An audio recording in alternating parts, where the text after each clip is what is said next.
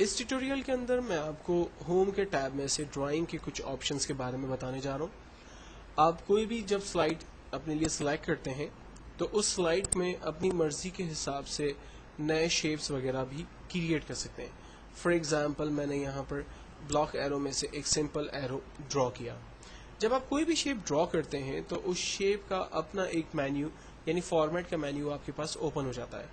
اس menu کے اندر آپ کے پاس سب سے پہلے اس کے لے آؤٹس اویلیبل ہوتے ہیں. آپ اس کا کلر اور ڈیزائن کیا چاہتے ہیں وہ آپ یہاں پر ڈیفائن کرتے ہیں. دین اس کے بعد اگر آپ اپنی مرضی کے کلرز اس میں فل کرنا چاہتے ہیں تو یہاں پر اویلیبل کلرز میں سے آپ اپنے لیے کوئی بھی کلر فل کر سکتے ہیں.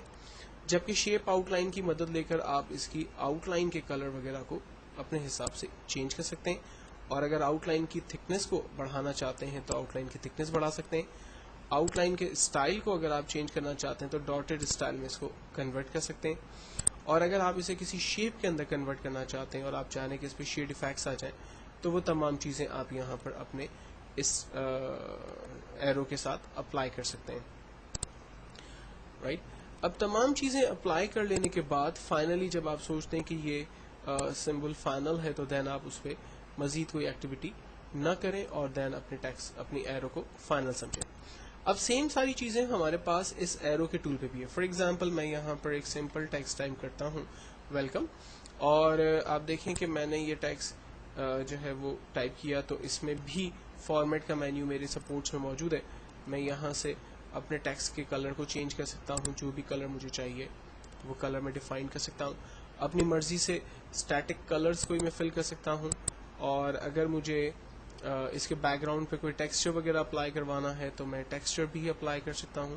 اگر مجھے کوئی پکچر اس کے بیک گراؤنڈ پہ ایڈ کروانی ہے تو میرے پاس اویلیبل پکچرز میں سے میں کوئی بھی پکچر اس پہ ایڈ کر سکتا ہوں. تو یہ ڈفرینٹ آپشنز ہمارے پاس موجود ہیں جو ہمیں شیپ فل کے اندر ملتے ہیں. ہم اس پہ گریڈڈ کلرز اپلائی کر سکتے ہیں. جو مور گریڈڈ کے اندر ہم جائیں گے تو یہاں پر ہم اپنی مرضی کے گریڈڈ وغیرہ کو کریٹ کر سکتے ہیں. ان تمام آپشنز کے متعلق میں آگے آپ کے ساتھ ڈسکس کروں گا. سو فی الوقت ہم نے یہاں سے ایک کلر اپنے لیے چوز کیا اور کلر کی آؤٹ لائن اگر مجھے چینج کرنی ہے لائک تھک کرنی ہے تو میں ڈیفائن کر سکتا ہوں.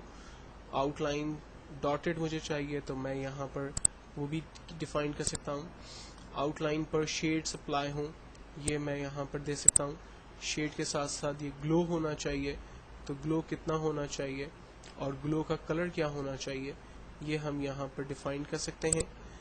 دین اس کے بعد اگر اس پہ کوئی ٹیکسٹ لکھا ہوا ہے تو وہ ٹیکسٹ کس اسٹائل میں ہمیں نظر آئے گا. یہ اسٹائل سم ورڈ آرٹ سے ریلیٹ ہے تو ہم یہاں پر ڈیفائن کر سکتے ہیں.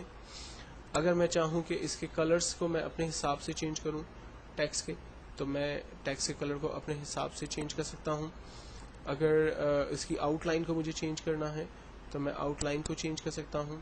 اور ٹیکسٹ کو اگر مجھے گلو اور اس پہ شیڈز وغیرہ اپلائی کرنے ہیں تو وہ تمام چیزیں بھی یہاں پر اس پر اپلائی ہو سکتی ہیں. فائنل ہو جانے کے بعد میں ہوم کے ٹیب میں دوبارہ آتا ہوں اور یہاں سے میں نیکسٹ ٹیکسٹ کی طرف کام کرنا شروع کرتا ہوں. ہمارے پاس نیکسٹ آپشن اویلیبل ہے send to back bring to front. عام طور پہ یہ آپشن جو ہے وہ شیپ سے ریلیٹ بڑے کام آتے ہیں. بعض اوقات ایسا ہوتا ہے کہ ہم جب کوئی دو شیپس کریٹ کرتے ہیں, فار ایگزامپل میں نے یہ دو شیپس کریٹ کیے اور میں یہ چاہتا ہوں کہ یہ والا جو شیپ ہے ایرو ہے یہ میری اس ایرو کے اوپر آ جائے تو ہم ارینج کے اندر جا کر اسے بگننگ ٹو فرنٹ کر دیتے ہیں. آپ دیکھیں یہ ایرو جو ہے وہ فرنٹ پہ آ گیا اور یہ ایرو بیک پہ چلا گیا. اسی طرح سے اسے پیچھے لے جانا ہے تو ہم سینڈ ٹو بیک کی کمانڈ کا استعمال کرتے ہیں جس کی وجہ سے یہ ایرو واپس پیچھے کی طرف چلا گیا. کوئک اسٹائل میں جا کر اپنے اس ایرو کو ہم مزید اسٹائل دینا چاہیں جو میں پہلے ہی آپ کے ساتھ ڈسکس کر چکا ہوں. Colour, outline, shapes, effects بھی میں آپ کے ساتھ پہلے ہی ڈسکس کر چکا ہوں. نیکسٹ ہم چلتے ہیں فائنڈ ریپلیس کی کمانڈ کی طرف. کسی بھی ٹیکسٹ کو اگر آپ ڈھونڈنا چاہتے ہیں آپ فائنڈ کی کمانڈ پہ کلک کرتے ہیں. فار ایگزامپل میں نے ایک ٹیکسٹ ٹائپ کیا ہوا ہے XYZ. میں چاہتا ہوں اس ٹیکسٹ کو سرچ کرے. جیسے ہی میں نے XYZ لکھنے کے بعد فائنڈ نیکسٹ کے بٹن پہ کلک کیا اس نے تمام پریزنٹیشن کی سلائڈ میں ٹیکسٹ کو سرچ کرنا شروع کیا اور جہاں اسے پہلا ٹیکسٹ XYZ ملا اسے ہائی لائٹ کر کے دکھا دیا. اگر اس سلائڈ کے اندر پریزنٹیشن کے اندر مزید XYZ کہیں پر مینشن ہوں گے تو فائنڈ نیکسٹ کی کمانڈ کو बटन को प्रेस करने से वो उस टेक्स्ट को हाईलाइट कर देगा, अदरवाइज आपको कहेगा कि power point has finished searching the presentation.